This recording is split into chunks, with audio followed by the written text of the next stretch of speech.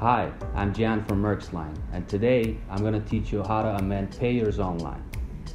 First, go to www.maersk.com and enter your username and password.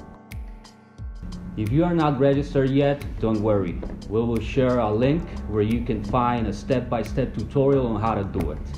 Enter your BL number in the Track by Shipment binder. Then select Pricing. Next, click on Edit Payment Details. Here you can edit the payer and the payment terms. Choose if it is import or export. Enter the change required in the Request Change Details. Add an email and select the name of the payer. Choose if that charge will be paid at origin, which is prepaid, or if it's going to be paid at destination, which is going to be collect. Then enter the name of the payer for the invoice.